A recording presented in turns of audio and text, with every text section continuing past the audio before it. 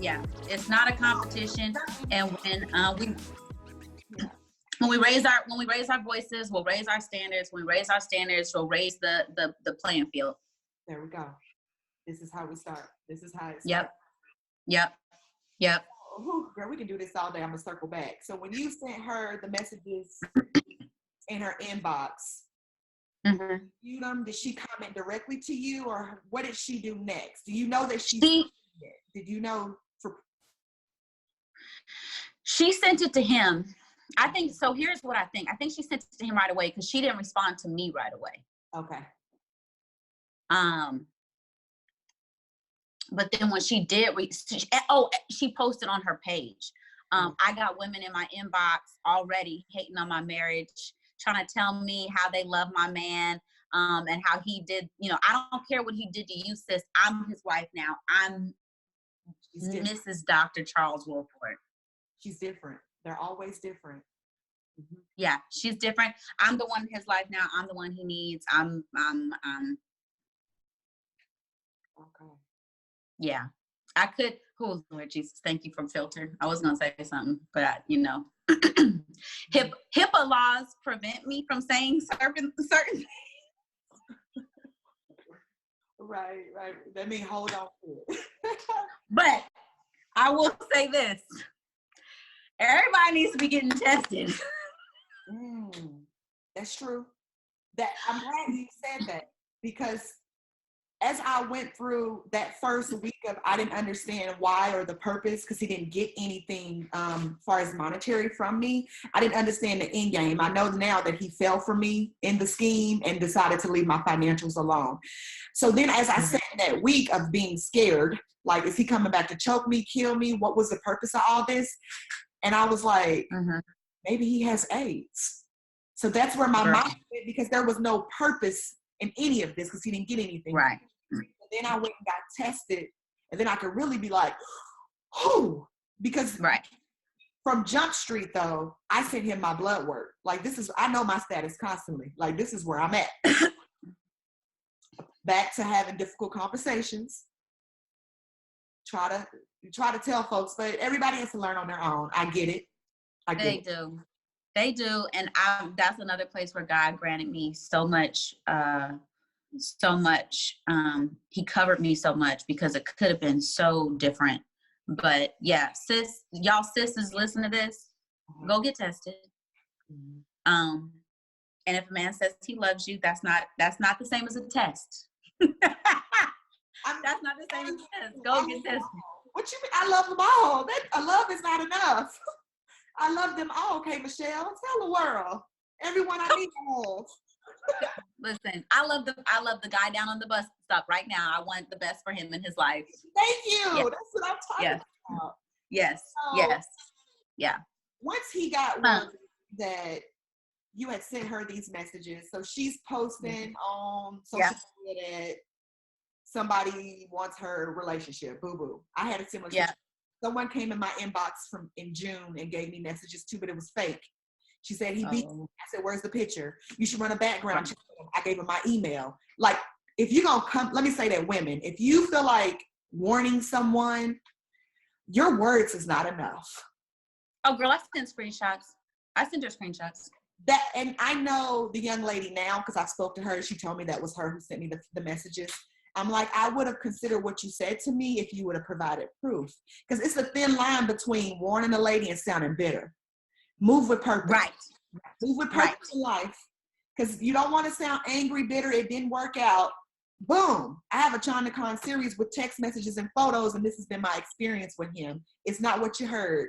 This is it. So move with purpose and proof. So you gave her proof, and she still moved.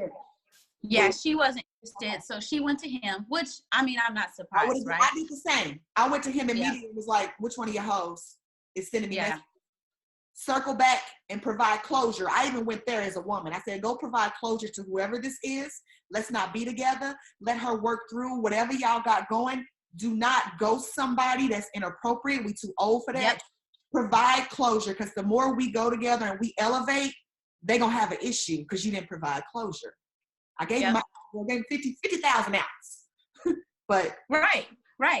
And so his response, he did not contact me.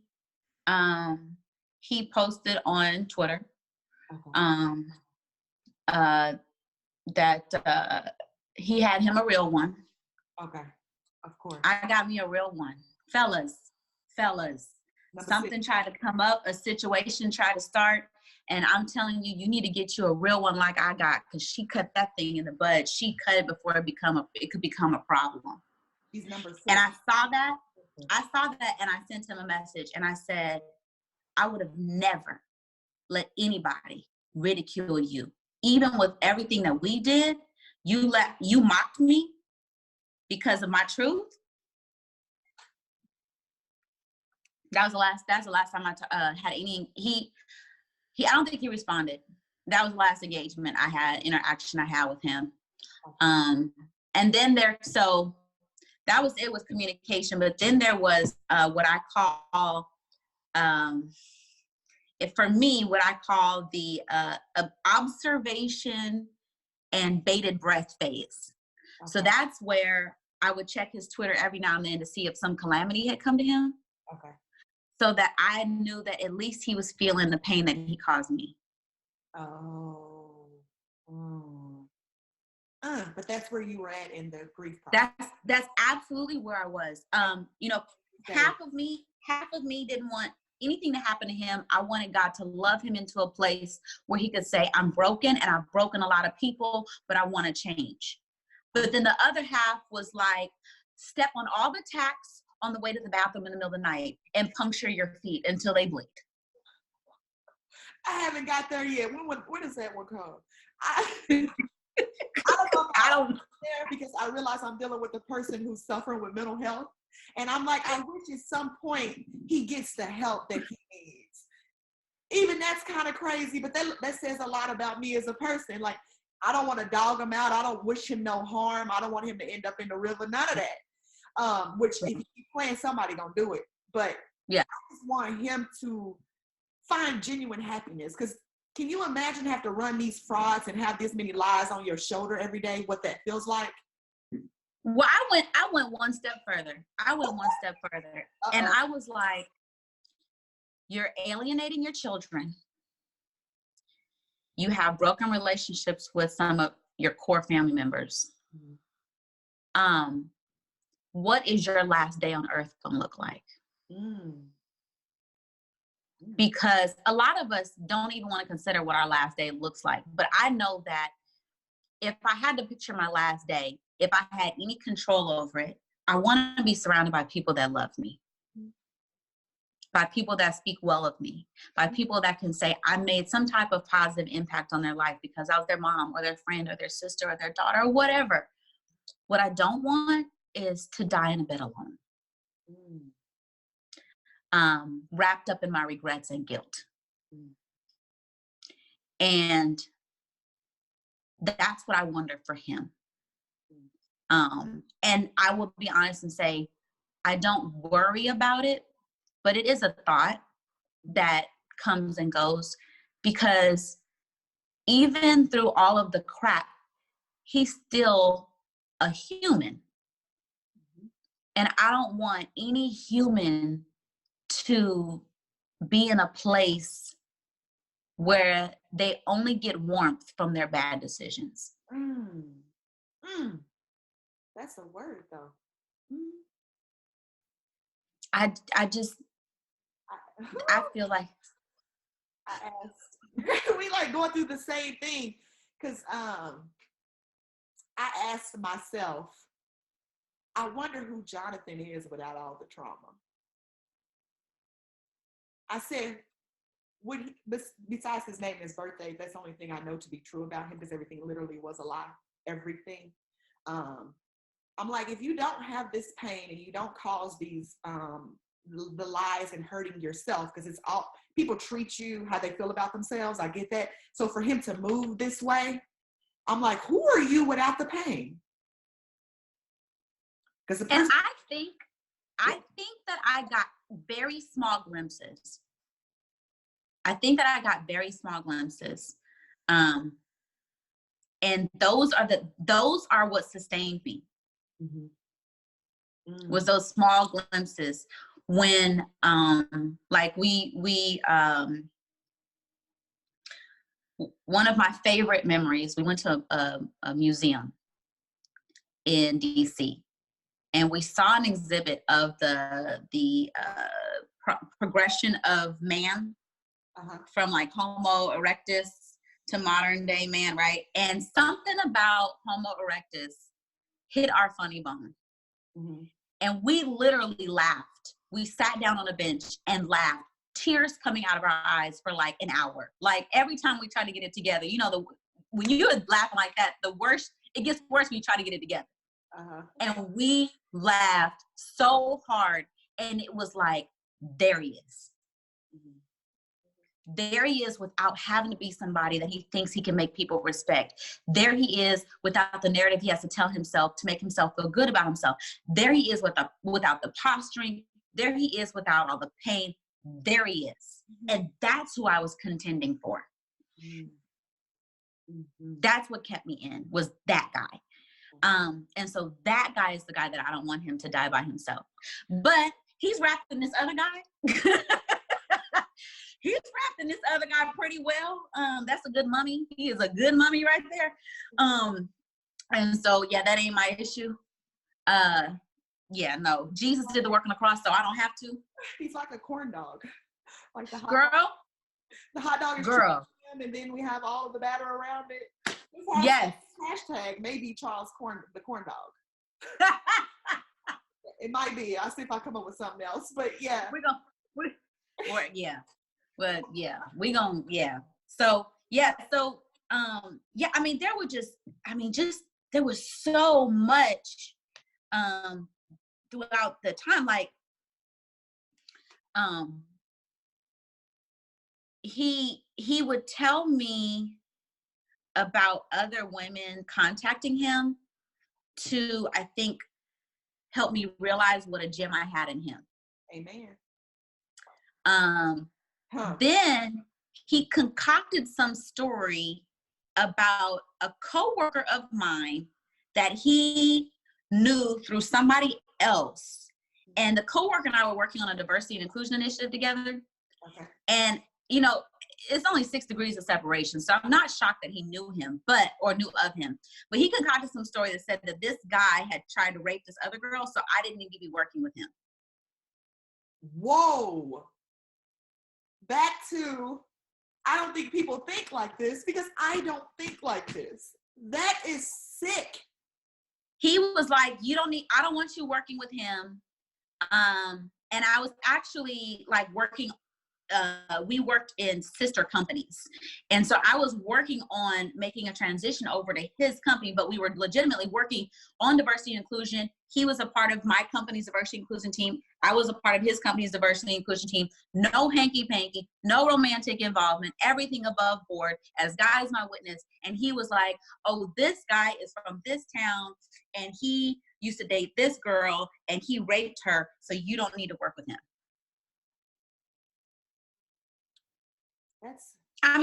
It would be like off the wall, like, what? Anybody that could see your light, potentially see your light, he had a problem with? I went to my high school reunion. I told him I was going to my high school reunion. I was on the planning committee, so he knew I was going. I went, and I stayed. We had it like in a pub in Oakland, downtown Oakland. I'm not holding my phone. I'm there to talk to people I haven't seen in 20 years, hang out, take pictures. I don't drink, so it's not like he had to be concerned about me getting drunk. I guess he had been blowing my phone up. So I call him on my hour drive out of Oakland, and he was like, oh, you just now calling me? I've been calling you. And I said, I'm sorry, baby. I had so much fun at my reunion. I got to connect with people, and oh my gosh, I saw people that I went to elementary school with, because some of us went to Catholic school for elementary school and went to the same high school for Catholic high school. And oh my gosh, so much fun. Oh my gosh, I can't believe, just that thing when you're excited and you want to share your excitement with somebody that is supposed to be excited for you. And he was like, I bet you were with some dudes, huh? some of your old flames from high school. Like, that would be, Debbie. Right. But what it would do was conditioning me to be suspect of every man. Of course. Because he's the only one that's for me. It's me and him against the world. Right? And I found that narcissists isolate their subject. I didn't get that. So he didn't isolate me. He loved my friends. That was a part of him feeding his ego, though. I didn't get that far. Yeah, see, he needed that. Yeah. You had a lot different time frame than I did. His was short. And yeah. Oh, initially, he was the charmer. He was everybody. Yeah. Oh, yeah. Everyone loved him. They was happy for y'all because he is great and he neat, girl. Yeah. But, whoo, call on the Lord. Gratitude. Girl. Girl. Yeah. So, I mean, there were things like that. He kept telling me about money that he was supposed to be getting from his ex-wife because she did something wrong, and there was always something streaming on some girl. I actually added a girl that he said sent him topless pictures. And I was gonna reach out to her. I might reach out to her because I follow her on Instagram. But he said, who she is on Instagram isn't who she really is. She was sending me topless photos, and I had to deny her because it was you I wanted.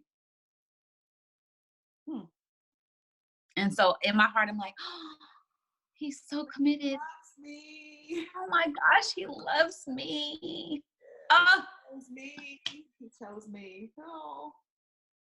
Yeah. So my understanding,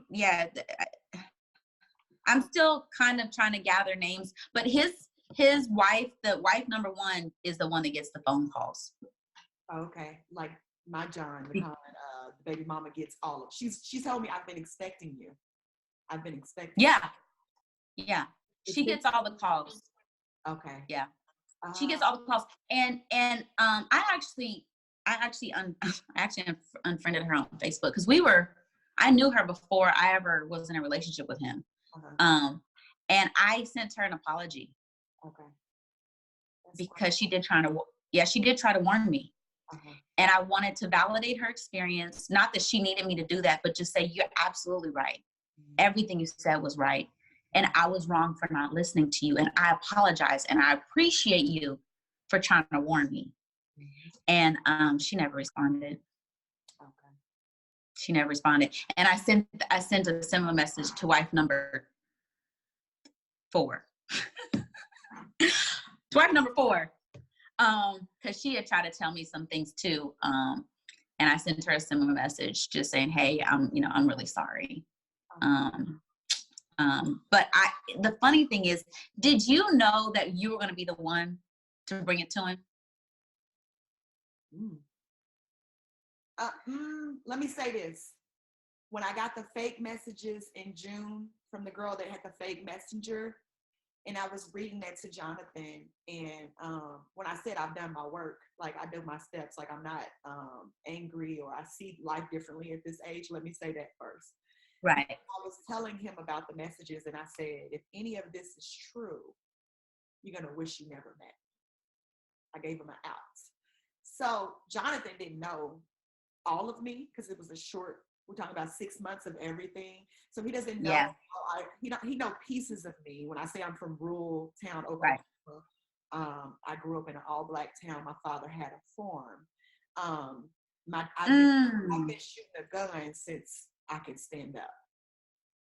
So things that I haven't that I haven't shared with the world or Jonathan. Right. So I said he was negligent with me. Right. Like he didn't know. He didn't know what he didn't know. He didn't see this coming. Right. But I did tell him that my favorite word is hoe. I'm sorry, y'all. But I'm not from Sacramento. You ain't met a hoe like me. Whoever you've been dealing with, I show up in Sacramento. So I gave him the out. That's what I have to say. That first part for you to understand where I came from. Right. Right. Don't let this version of Jenna confuse people. It's just, no, I just decided to live in peace and do my work and find my purpose with this, and just let a lot of things go and let a lot of things be buried. But did he know that I was going to do this? Or no? Did I know I was going to do this? No. He met my girl that he loves. She did photos of us. Like, he knew this was her business. Mm-hmm. Did he expect? No, he expected me to be embarrassed like the last 20 women because we're successful women and we don't want to tell the world that we've been conned. Yeah. I don't have the emotion of embarrassment. You can't embarrass me because my father destroyed that when I was young. So he girl, my daddy lifts his legs and farts in public. I ain't got no embarrassment. There's no embarrassing me, especially at this age. Whatever I do, I'm gonna tell you I did it, and I'm gonna tell you how I did it. Even if it's the worst thing in the world, I'm gonna say, don't make the mistake I made. This was my experience. That's why I say he's grossly negligent when it came to me. That part. And if you want to know how to do it, I'm gonna tell you how to do it. We're in this together. Yeah. That's me. Yeah. That's it's funny because at the end I felt like it was almost like I could see myself having the conversation about what I went through with him on a platform. Mm-hmm. But I really had to die to pride. Mm-hmm. My value for warning others, educating others, helping others had to be higher than what I worried about people thinking about me. Bingo. Mm-hmm. And it took a while. I had to do like the work, right? I had to do the crying and the regretting and how did I was so dumb. And then, God, I really want my $10,000 back. And can I tell you, I moved to Texas with no job. Okay. Initially, he was supposed to move to Texas with me. And I was like, you can't live with me. You can move to Austin and we can date. We can be together, but you can't live with me. I'm moving here with my son. You cannot live with me. That didn't go over well. But I moved here with no job in June. In August, God was like, you need to get a job. Mm-hmm. I was like, okay. So I got a job. I was a temp, a contractor. On the 90th day, anniversary of being a contractor, they extended a full-time offer for me. There you go. It was $10,000. It was $10,000 more than what I made in California. Okay. The exact amount of money that I gave him for his car. Girl. And I used to pray. I'd be like, God, I want my money back. I don't want him back. But I was dumb and I want my money back. I learned my lesson.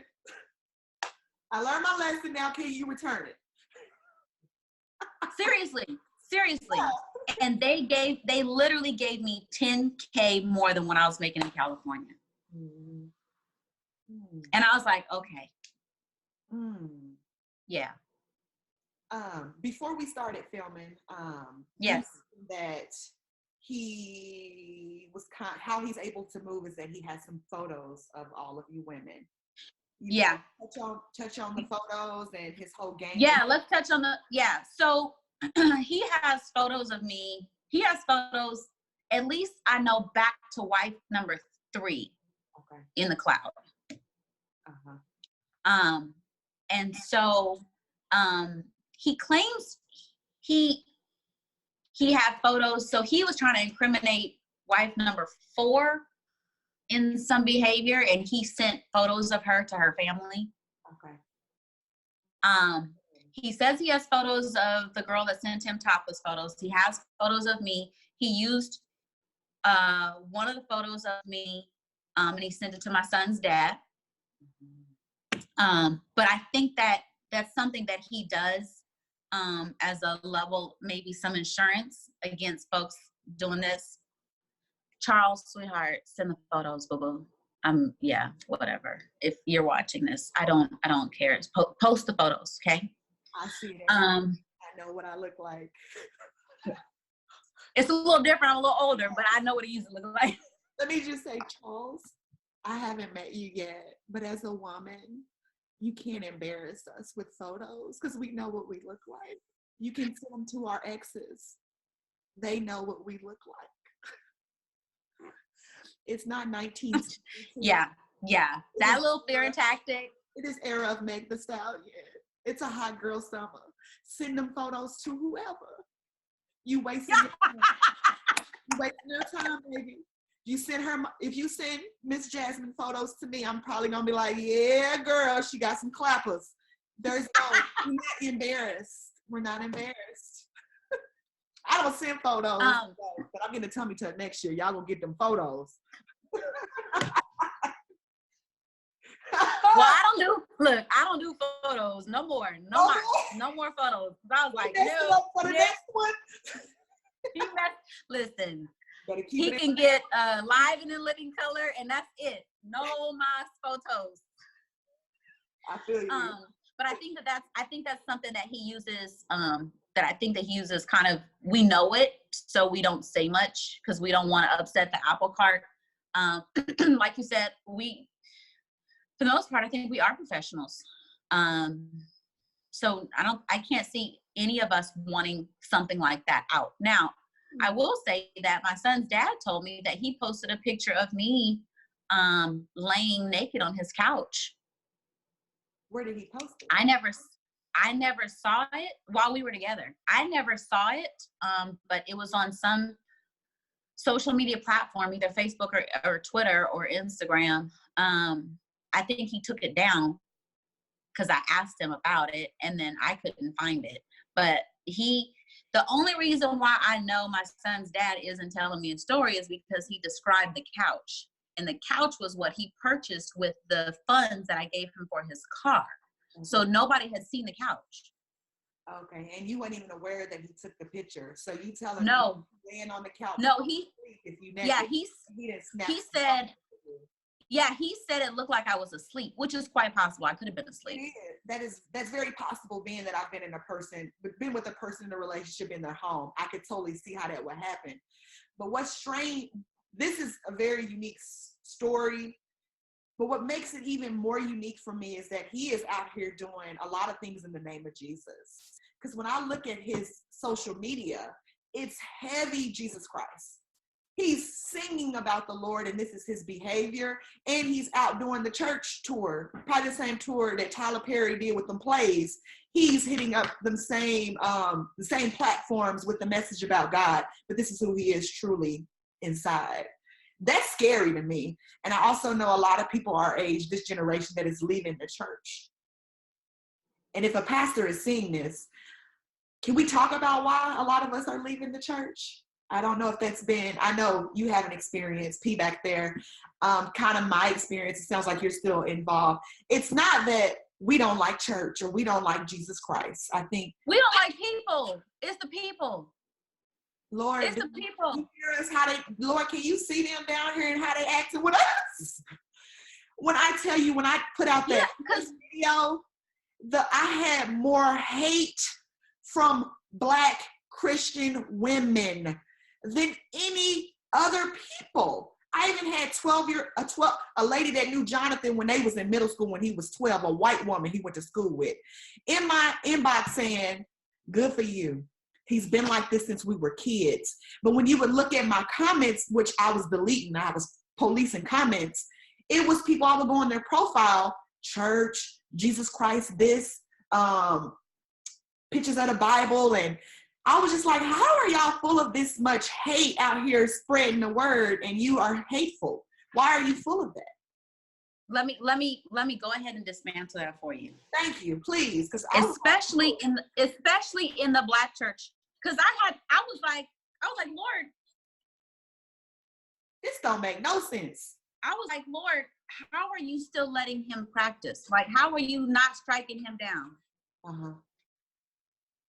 He might be, though. We just can't see it. That's why I'd be like, people be suffering inside. People do. And they do suffer. They do. They suffer inside, but the church has done a fantastic job of covering sin and a horrible job of covering sin.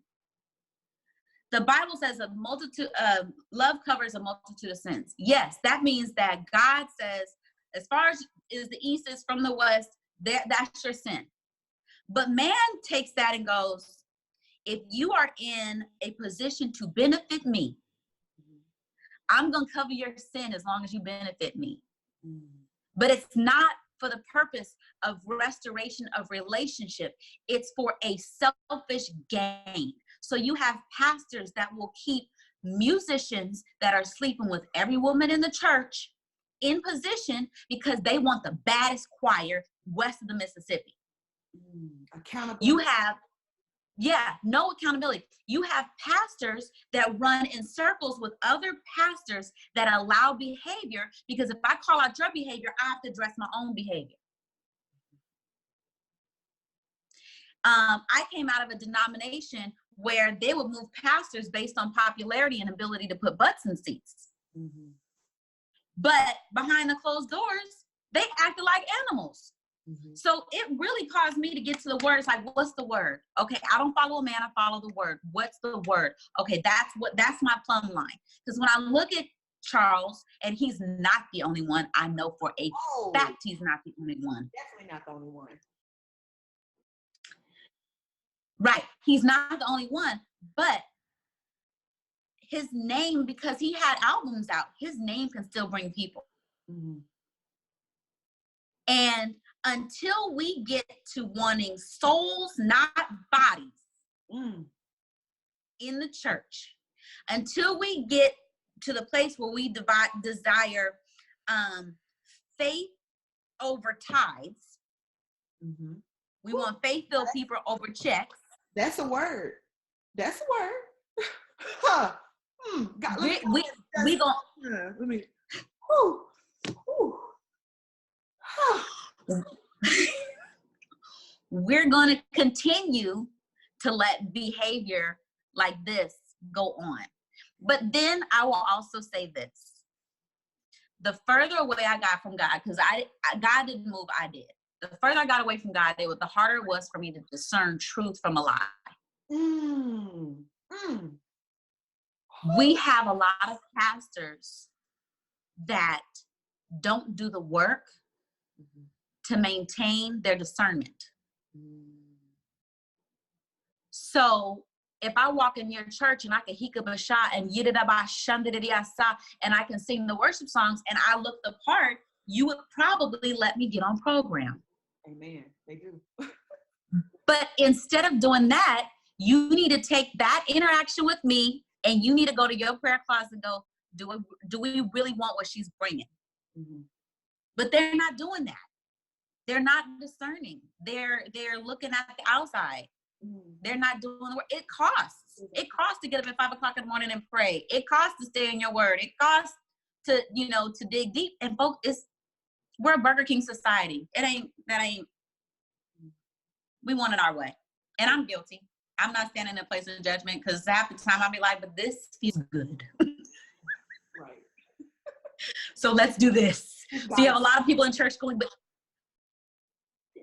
God is in this place because this feels good. Yeah. So true. So so that hurts my heart. That hurts my heart. And that's another aspect of why I really want people like him stopped. Having the conversation. This is how we have the conversation. He's weaponizing it. It's abuse. It's abuse. It is. It is. Yeah. Anytime you take something intended for one thing and you use it for something else. I'm gonna talk a lot about church in here. I just want to prepare yourself for the hate and the hateful comments. I know. I kind of knew that probably before you sat down. So don't stay in those days of self-doubt long, because it's gonna come. Yeah, listen, I will put the disclaimer out that I am not Jesus. I do not profess to be Jesus. He is the perfect one. He is the one I pursue. Sometimes I do better than other days. And so with that being said, I am imperfect. So anybody who's going to say anything along the lines of me being imperfect, I agree with you. Okay, that's how you do it. Well, y'all got nothing to say after that one then, because that ends. Don't have me deleting comments either. delete, delete, delete. How, after everything ended, I want to talk about your mental health. Where were you at the end of this relationship and the first 6 months after everything ended? I will say this. There was a time in the relationship I contemplated suicide because I felt like I was going crazy. I felt like I was losing my mind. I didn't know who I was. I didn't trust me. Ooh. I didn't trust me. And that's a scary place to be when you can't trust who you are. You don't know. The voice that you hear in your head doesn't sound like a familiar voice anymore. That's right. And so your natural thought process goes to, well, if I can't trust me with me, I can't trust me with the people around me. And I remember having the thought, girl, I remember having the thought that I would rather take me out the mix than to subject the people around me to who I wasn't sure of.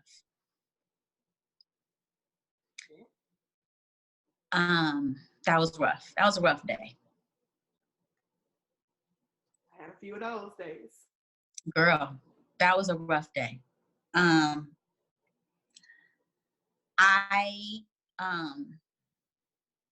tell you, it was a God walk because I was standing on the platform. I was heading to Hawaii. My stepmom was having surgery, and my stepsister, my little sister, and my cousin and I were all flying to Hawaii to be with my stepmom while she was having surgery. I was standing on the BART track, which is a train that we have in the Bay Area. It has the electric third rail. Okay. And I could hear the voice telling me, just jump. Just jump. You won't be in pain. You won't have to deal with the uncertainty, the fractured pieces of your soul that you keep trying to hold together. You won't bring pain to your family, shame, any of that. Just jump. I had my phone. I had my headphones. And the only reason I had my headphones is because I was going to be on a plane. Because normally I don't travel with my headphones. I put my headphones in and I turned on worship music. That's the only thing that kept me from jumping. Is I put on worship music, and I think I put on Bethel Worship. I can't remember the song, but I put on Bethel Worship and I turned it up as loud as I could without hurting my ears. And that, it wasn't an eloquent prayer. It wasn't, that was all the fight I had in me, was just to put on something that could combat the voice.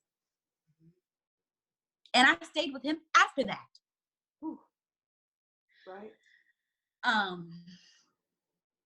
So afterwards, was like that observation period, wanted to see what he was doing. You know, did he feel bad? Was he showing any remorse? Was I different? You know, is a little shred. Was I different? I really was different. Was I different? Can you validate that? You know, looking for something. And of course I never got that. And then I began the work of, you know, the work we do when we find out that there's a rat in our kitchen. First we trap the rat and get rid of the rat. Then we have to find out where the rat got in. So then it was, how did he get in? What happened? Where was I? Emotionally, where was I? Physically, where was I? Mentally, where was I spiritually that allowed him in? Right. And I don't blame him. I don't blame him for walking through a door, because that's what he does. Right. I do take full responsibility for not manning my exterior. That's fair. That's my job. That's yeah. Fair. That was my work. So it was, and this can go into a whole other conversation, but there were needs that I had in my marriage that I never expressed. Emotional needs. We went to therapy. Me and my Johnny Con went to therapy, honey. I talked about emotional needs and played me, but yes, I do. Yes, day one I talked about my emotional needs, but yes, whoo, girl, they sick. there were needs I had that I never gave a voice to. And I'm going to tell you this right now. Anything inside of you that you don't acknowledge or work through will come out. They will come out. In my situation, it came out as an affair. And the need being met was louder than the voice reminding me of what my moral compass was. I explained it to my son's dad like this. I said, if you starve somebody long enough, they may need water, but you could give them alcohol and they'll drink it. That's right. Even though your body will take it in as poison because they really need water. But they'll drink it because they're so thirsty. In my situation, I was so thirsty, but that was my own fault because I wasn't asking for what I needed. So that's where the open door was. It was unspoken needs, not having conversation with him. And I would say to anybody, even those not married, know what your needs are. We have wants, right? We want them 6'1", we want them 240, we want whatever, we have wants, but know what your needs are. I need security. Jasmine needs security. If you come through here looking insecure or unstable, that makes me feel a certain way, and then I got to be the boss chick, and after a while, I'm going to be tired of being the boss chick, and then, I need security. I need stability. I need a leader. I need somebody that I can be like when I get home, because outside the door, you and I both know how we have to be in the corporate marketplace, right? So outside the door, I can run the business. We can run the meetings. I can make the interactions. We can make the connections inside the house. I need to know that you got this. Same. I have a list of my emotional needs in my phone, but you own a lot of my top 4, just so you know. Yeah, that's how they found us. Who writes the other book on the bait? We are the bait. It's not just us though, but yeah. Yeah. So knowing the needs, so I had to do the work to what, my needs. And I will say this, I had a great relationship with my dad. I am a daddy's girl. My dad left when I was in 7th grade, which I think was a very formative time in my life. And so I don't blame my dad. I'm not saying that because I blame my dad, not at all. In fact, let somebody say something about my daddy in the comments, you're gonna catch these hands.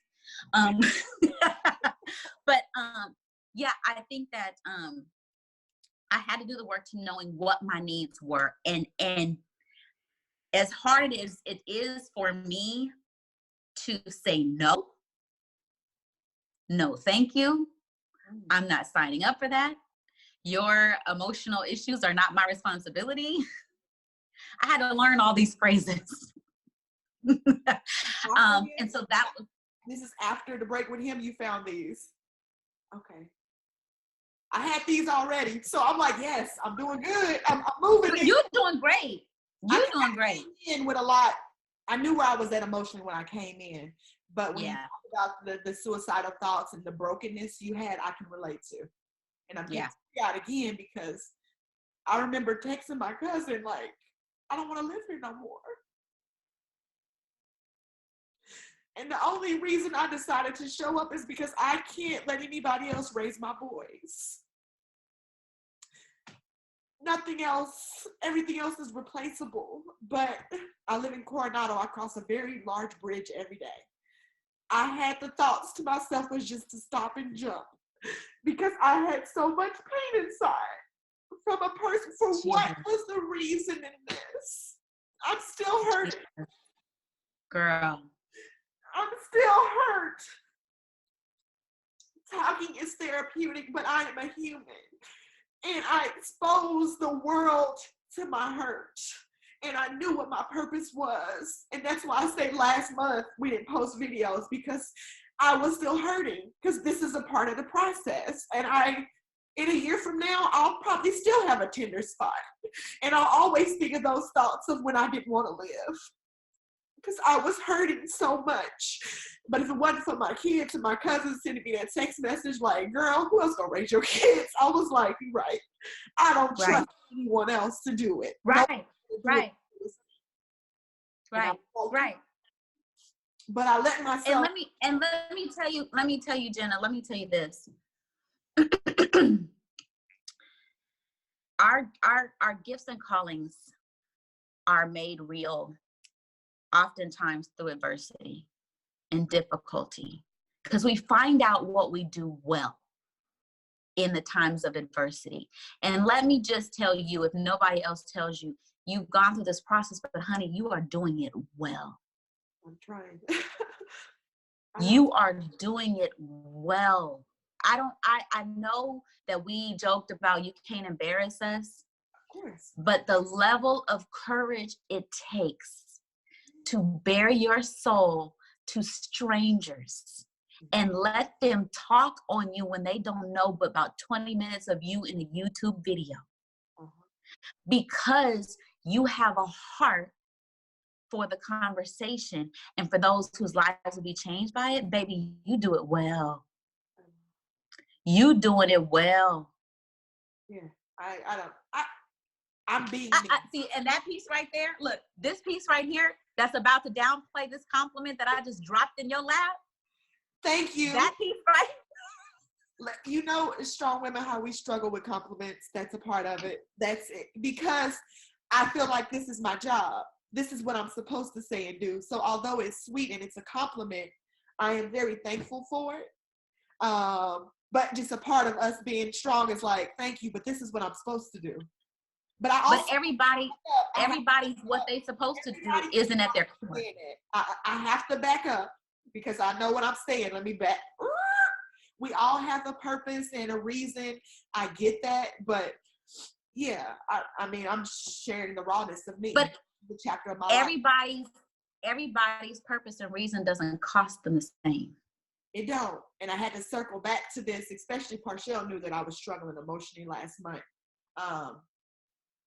And us releasing that video with Nikki, which she had a while, I had to see that last week to remind me of what I was doing in my purpose.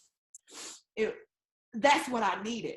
I mean, I went home last week for Thanksgiving and got to see my whole family I haven't seen in 3 years. I needed that, and we needed to drop that video for me to come back because I didn't lay in my bed too long. Last month I laid on a lot.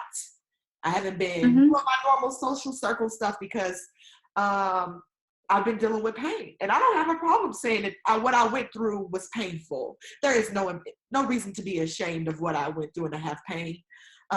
Me to not talk about having the pain. I'm not so strong that, she don't feel anything. No, I'm a human. I have a lot of pain in this.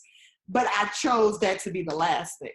Y'all gonna get this message is if I gotta cry with you and cry with the next person or talk about what I had to do to get me where I'm smiling again, I'll talk about it. My purpose. Yeah, I'm gonna do what I gotta do. Yeah. But yeah. I was so happy to see your comment, not that you went through a similar situation. It was, okay, someone else has seen this. Because when you first started going through these things with him, you had a lot of self-doubt where you started thinking you were going crazy. And I want other women to know that, sis, you're not going crazy. He playing with your head. Because it's easy, to stay in self-doubt.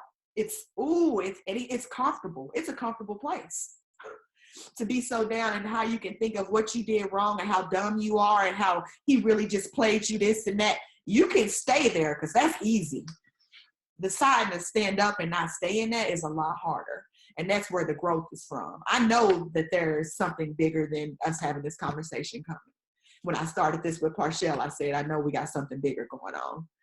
But I'm going to cry through the process. Yeah. It's comfortable. It's uncomfortable. Girl. But I've been in worse. So. Listen, you got kids. We know what stretch marks. We know where stretch marks come from. You got kids. I got kids. We know. Yeah. But yeah, I yeah, I got to, there was a time when he had me in the floor crying in my closet, in my house, like just wailing. And my kids were outside my closet door, and they heard me. They had never seen me behave that way. And they called my son's dad. They called their dad, and they said, something's wrong with mom, because he wasn't in the house. He came over to the house and was banging on the door. Like, what is going on? And that was kind of the beginning of a realization that something was very wrong. Something was very wrong. It was one thing to engage in an affair in the first place. It was another thing when I started acting like somebody I didn't recognize anymore. And when I started to act like the girlfriends that I would give the advice to. He was like, wait a minute. I was like, hold on. Like, hold on. Girl, I'm laughing. Yeah. Girl, I'm thankful I didn't get that far in it. I would have killed that man. That's why I'm laughing. Right. Right. Oh, right. I would have killed him. Right. And so the added complexity for me is that, well, I was in ministry. I stepped down from ministry when our relationship started. I stepped down from ministry. Nobody in the church wants to hear how your heart is broken from an affair. Nobody in the church wants to hear that. So I had a few, like 2 or 3, really just one, but I had 2 or 3 that loved me enough to listen a little bit, and say, yeah, that's not okay. But sorry. I had I largely had to go through it without a support network, because you sin, this is what you deserve. No, ma'am. I don't care. Right. No, yeah. Yeah, you're right. A broken heart is a broken heart. You're a human. That's a struggle. But I meet random people and have serious conversations at the grocery store. Yeah. Just the compassionate side of me. That's where I'm like, where are they now? Those are not friends. No, not, right.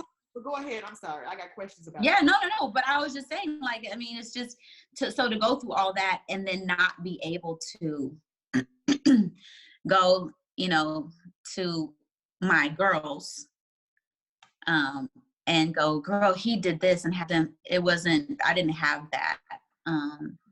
Yeah. So it was rare. It was very traumatic, very bad. Talking about very bad. On your own back. Got to pat yourself and do your own work. Really. I mean, I journaled more during our relationship than I had in the previous years. Okay. I did more walks and runs during our relationship. Because sometimes I just had to run that pain out, right? Like, my lungs would be burning in my chest. I just had to go run. I just had to go run it out. Yeah. So that's something else that I think that people don't. They need to get in a circle that can speak truth and love, but then sometimes you got to dig in yourself. Really, you're stronger than you think you are until you go through something, and then you realize how strong you are. I've heard that a lot. Yeah. Yeah. They're like, no, you are not normal. I'm like, I'm not normal. How I see myself and how other people see me through this process, I'm like, wow. I remember telling P, like, y'all really ride for me. Like, I knew I had a really dope circle, but to go through this and my friends being like, girl, don't downplay. This is, this is your purpose. This is the vision. I'm going to help you get there. what you see right Yeah. here is somebody that's seen the light in me when I didn't see it in myself. How people Yeah. Yeah. a challenge because Yeah. I'm used to being strong, Jenna, and this is a part of my life. But to see and hear people constantly tell me like, quit downplaying yourself. You dope. You strong. Yeah. I'm like, ooh, me? Simple old me? So, yeah. Yeah. I had the one girlfriend, when I think of girlfriends, I had one consistent one who was in the church, and she was like, sweet girl, this is not you. A real one. Sweet girl, this is not you.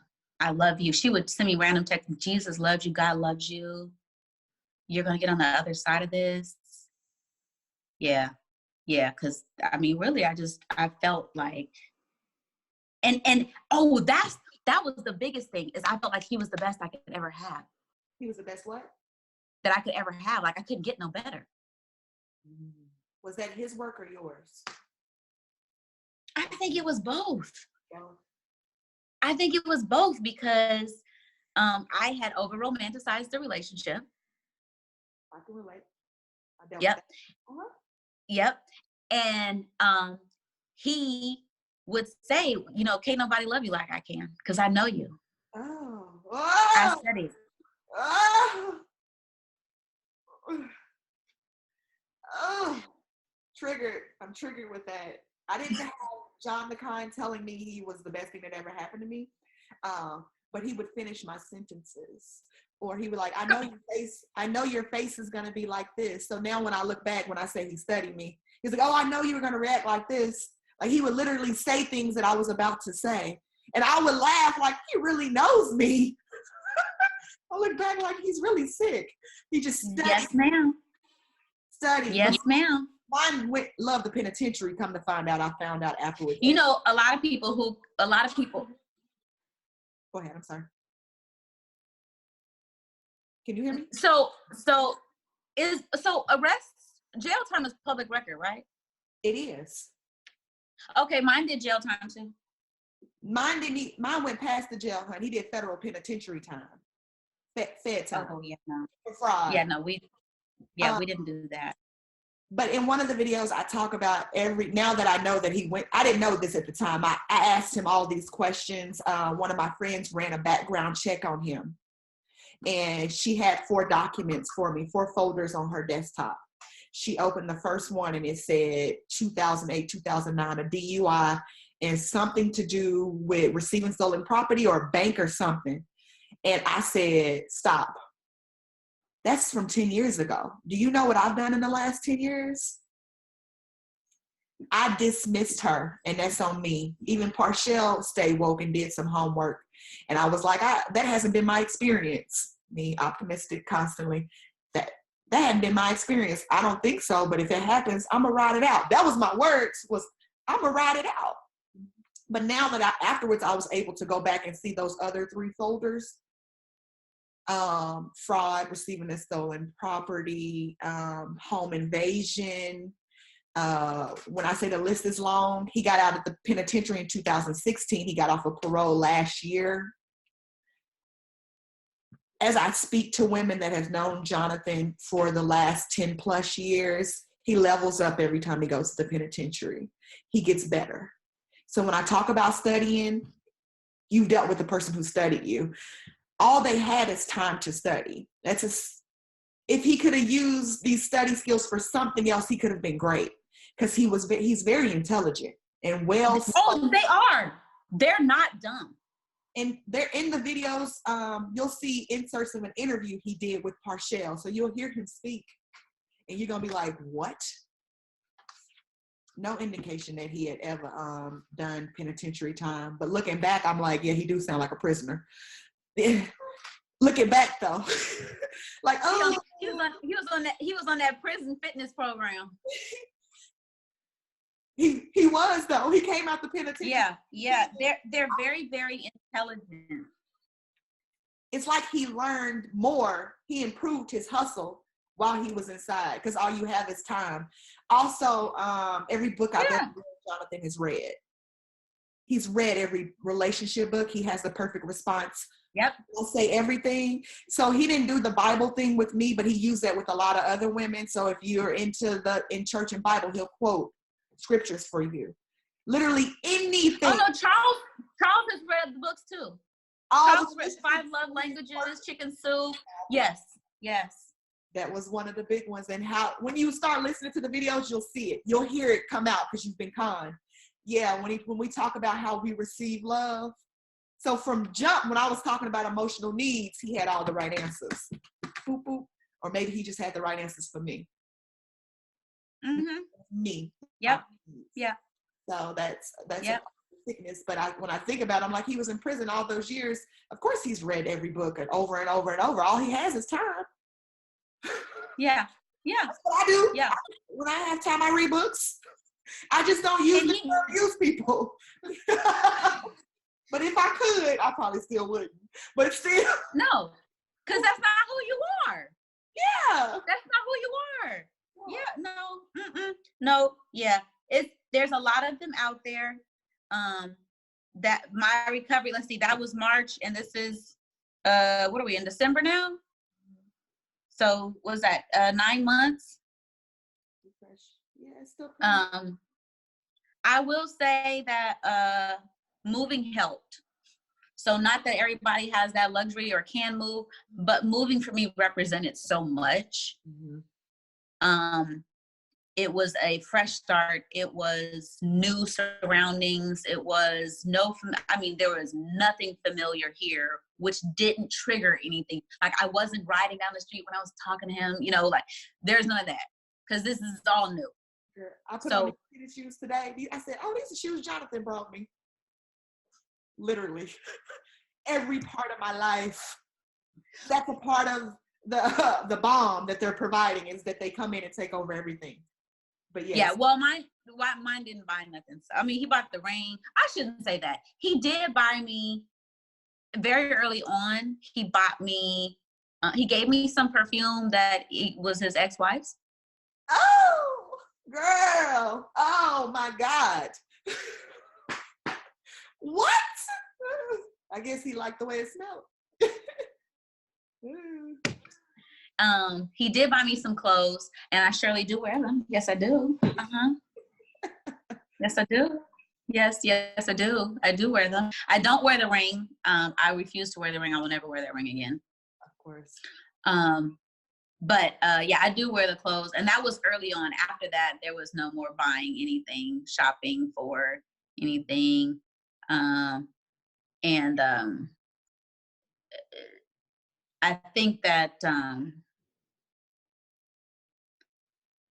think that one of the things that made him very successful with me is that I don't ask for much.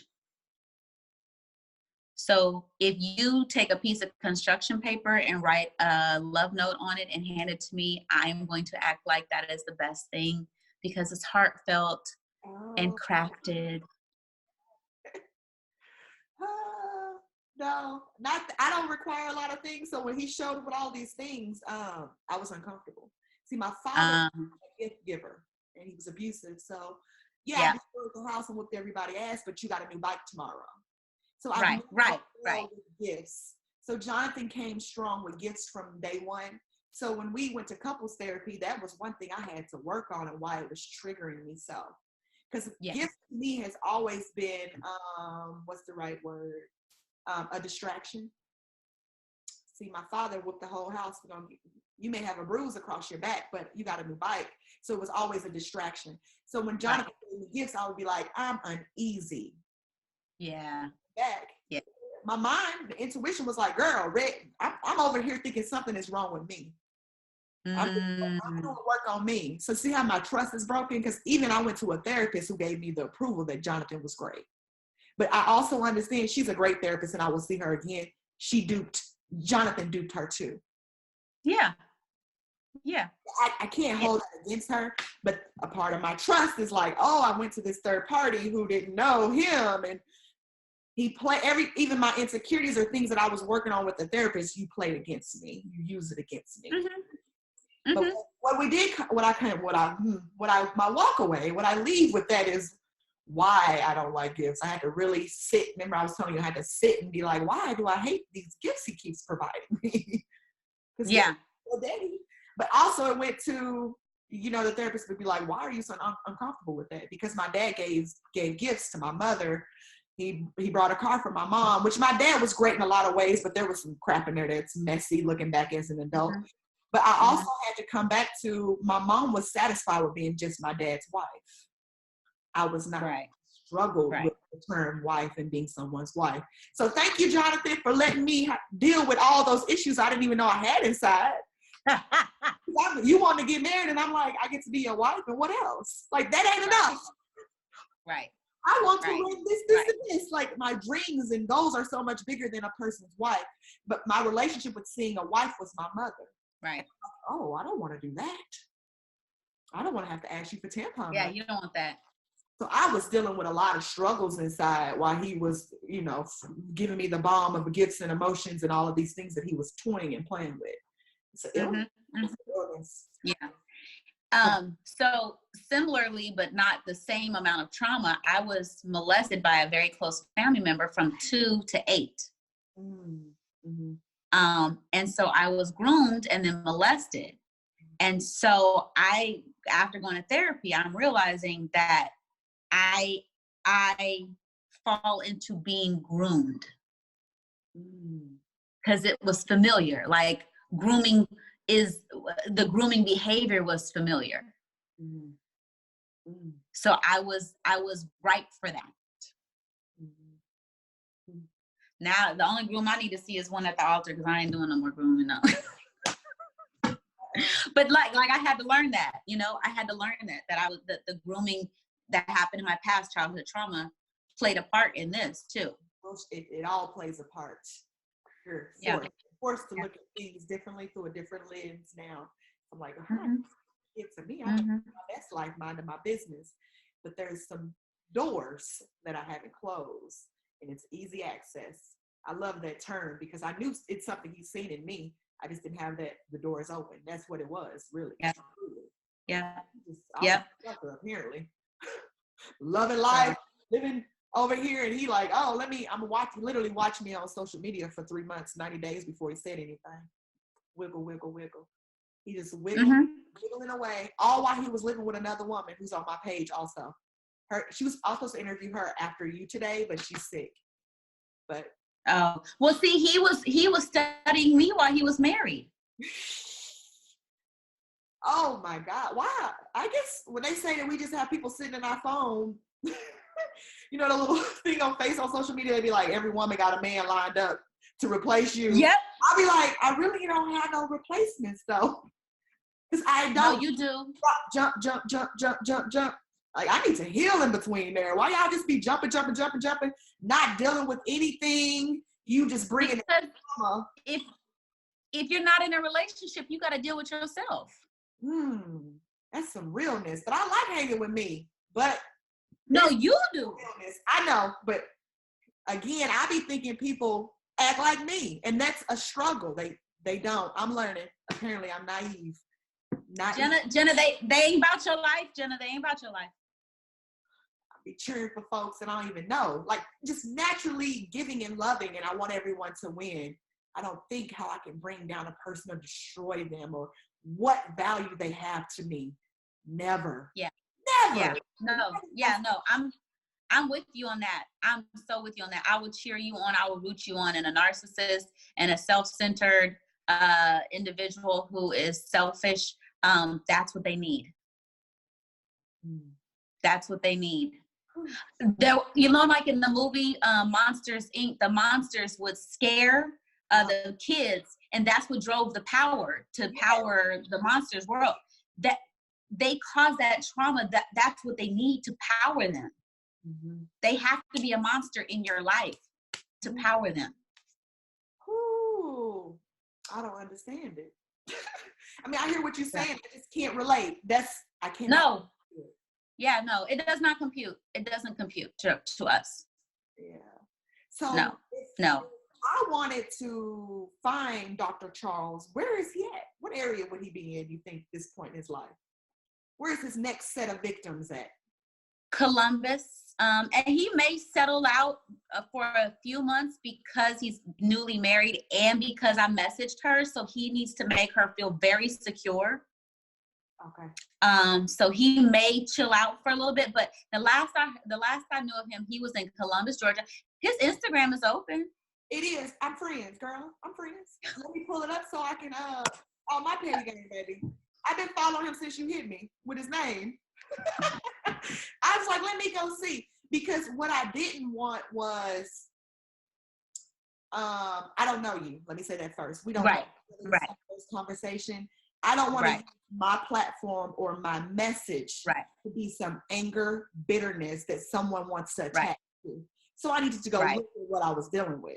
Because you could have came on here and said all kind of things, and I don't want that to be lost in my message and what I'm doing. That's not my purpose. Yeah. So for the next, and that's one of the reasons why I sent you the screenshot, because I was like, let me send her a little bit. I had questions. So when you said that, I was like, oh, okay, yeah. I don't remember his name on here though. I found it. So you got it? With a Q. Yeah. Okay. Yeah. He has Lattimore as his, he has a new single. Yeah. But it's not a very, what I would call a righteous Instagram. Crack myself up. It's, yeah. He's nice looking. I could tell he's probably it back in the day. He's cute. He is cute, older man. Oh, he's cutie pie. He's definitely cutie pie. He'll be for 51. He'll be 51 this month. No, he'll be 52 this month. He's December. He'll be 52. He's a cutie pie, and he's he takes fairly good care of himself. He has sons my kids' age. 12. Yep. They're handsome. Yep, and they're good kids. Like I know four of his kids. Another one I'm friends with on Instagram. I've only met her on Instagram, and the other one I reached out to. I don't know her at all. I'm sorry. There's a picture back in my element. He's at the church on stage. Yep. That hurt. Yep. You may be back in your element, but it moves. It's not where you should be. I just know a lot of dope Christian Black women that look at men like him, like he's a game changer. Like, Lord, this is it. Yeah, that's the standard. That's who I need in my life. I need him, and it's not. Yeah. Everything that glitters ain't gold. Everything that preaches ain't sent by God. Lots of Audis. He lots of pictures of Audis. He's very much into the posturing of the high life. Yeah. The next single is always going to be the hitter. And he's showing his old albums. That's like when a person pull out the football footage from high school. Yep. Because he recorded with Fred Hammond. Like he definitely could have been like a Fred Hammond type person. I love Fred. Jesus. Yep. Build a fence. He for real. Yeah, he recorded years ago. He recorded in Fred Hammond's studio. Oh, Fred in Texas. Yeah. Cedar Hills, Cedar. I have an old boo in that area. Oh. Random knowledge. But I do love. I look.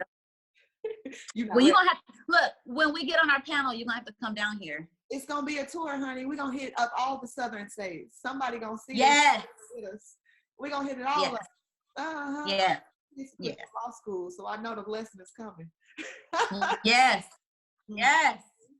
It was so good talking to you. I know your other son has a game today that you have to head off to, but it was so. Please, let's stay in contact. Please, we will. In my life, because I need you. You ahead of me in this process. You. No, I don't have any other person who's been through something similar to be able to verbalize what I'm going through emotionally. That part. There's pieces here and there. I went through a bad divorce. I went through this and that. I'm like, I can't say that trauma or that pain is different than what I have, but this is a very unique circumstance that I went through. This isn't the normal, my man played me. I've been dealing with a psychopath. It's devastating. It's devastating. It can be if you let it. It can be. Yes. Yeah. He's got a lot of stuff to do, and he gonna feel my pressure before I'm out. That's what I think. Yeah. So I have Yeah. it. Stay in contact. I'll send you Parcel's number because she'll be adding the Yes. and whatever. Parcel, you are in the family, girl. Woo! You're gonna see Parcel eventually on the on this side of the camera when she's ready to talk about it, because he got a story too, and how she ended up in Southern California, how we met, and how this is crazy how we're here right now. And once she tell you, you'll understand. Yeah. We are now sisters of the infinity. Apparently, that's crazy. That's crazy.